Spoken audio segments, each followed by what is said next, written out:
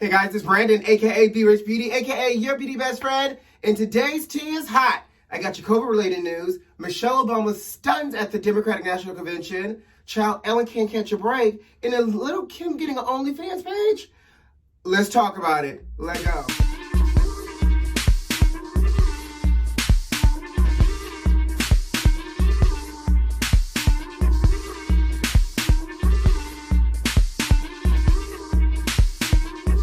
Baby, before we get started, can I just take a moment to pause for the cause? My face is healing. The texture is nice and smooth. I have a little bit of discoloration, but my skin is returning back to life, honey.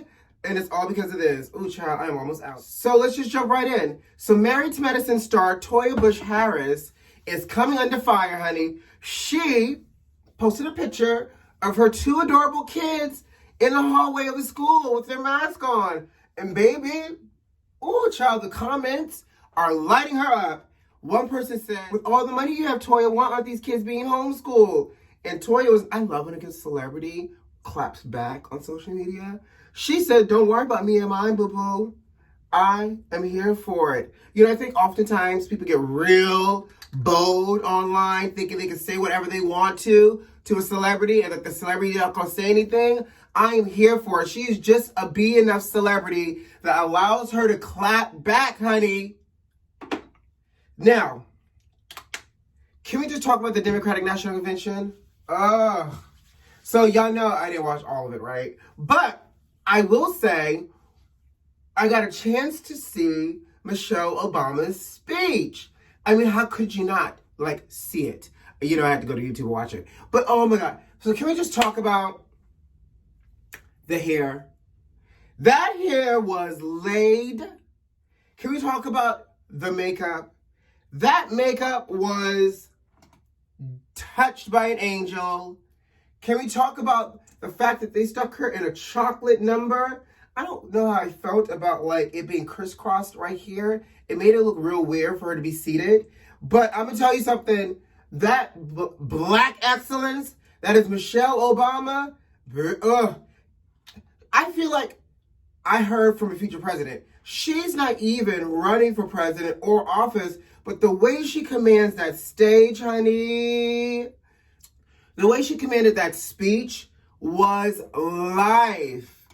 And, I love the fact that she's able to speak through all the lanes of being a mother, being a black woman, being the fact that her husband was the former president, so she understands the weight of the office and that it is not an easy job. But what I thought stuck out to me the most was really how she emphasized empathy. Something that doesn't even take place anymore. You could see someone hurting on the side of a street and we walk right past them. Or the fact that, what she wanted to call them was Karens, the fact that she's like, people are arguing and fighting in public spaces about not wanting to wear a mask to keep all of us safe. She called out everything that's wrong in this country right now, thanks to 45. I'm not saying his name. And she specifically said, and also, let me be very clear, Trump, I still call his name, Donald Trump is not equipped for the job. I said, take me to glory. Because she's saying everything that we know to be true, but she did it in such a way that needed to be said. And the fact that it still was so it was still so eloquent. And my favorite part was she goes, I often get asked, do we still go high when people go low? And she said, yeah, you do. Because at some point, you got to soar above it. Child. Chile. Let me tell you something. Michelle Obama, thank you. Thank you for being our national treasure.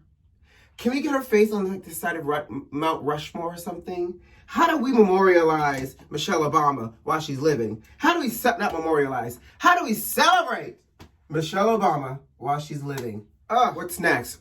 Baby. Y'all know Ellen DeGeneres can't seem to catch a break. From the hostile work environment to now the police in Montecito, because that's where she lives. She's like Oprah's neighbor, y'all. So she has a home in Montecito, 8,100 square feet of home to be exact. And allegedly, the home got robbed back in July. Now, I guess the neighbors felt some kind of way that, like, the local association didn't notify them that there was a whole robbery happening in the neighborhood. And the association clapped back and said, basically, we didn't notify you because it wasn't a real robbery. Oh, they're thinking it was an inside job, child. So not only Ellen can't seem to catch a break from her own show, you robbing yourself now, Ellen? What's going on over there? What's happening with you and Portia de Rossi? Y'all need help. I mean, not that I can offer you any help because, girl, you have a whole 8,100 square foot home. But I'm just saying, call Oprah, y'all neighbors. What's next? Oh, my Lord. Child, Lil Kim, the ill nana. Oh, wait, is that Foxy Brown? Well, y'all know Lil Kim, the queen bee, because you best proceed. Dang it, I was this close. Anyways, Lil Kim is saying that she is set to join OnlyFans. Now, I don't know how I feel about that. I do know how I feel about it. Let's talk about it. Everybody is getting an OnlyFans. Now, unlike Cardi B saying that she wasn't showing no T and A, I want to know. The kids want to know. Kim, Lil Kim, what you showing on your OnlyFans page? And how much is your subscription? Child, she must need some more surgery, allegedly. Wait, is it considered allegedly if it's true? Like, we know she got work done. But anyways, honey, she said, I'm trying to get me a monthly subscription so I can afford to do X, Y, and Z. Maybe another nose, maybe some more T, maybe a little bit of A. But she's trying to put in the work, honey, so she can afford something. Who knows? I'm telling you, we still brainstorming over here what OnlyFans is going to look like for your beauty best friend. But I'm like, everybody's getting to come up. I want a little bit of a come up too. How we looking?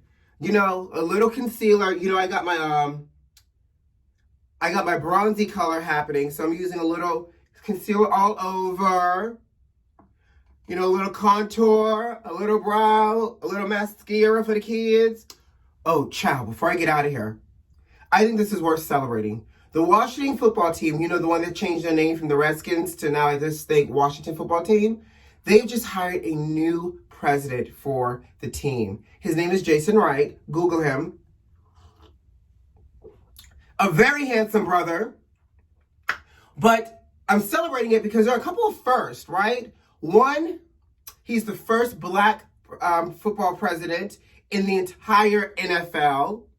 So if that's the first black president in the entire NFL, y'all know he's the first black for this team.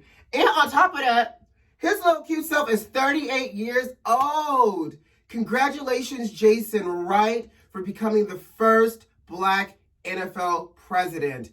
I salute you. Yes, we do. Cheers to you. All right, guys, I'm about to go start. Oh, I need a missed opportunity.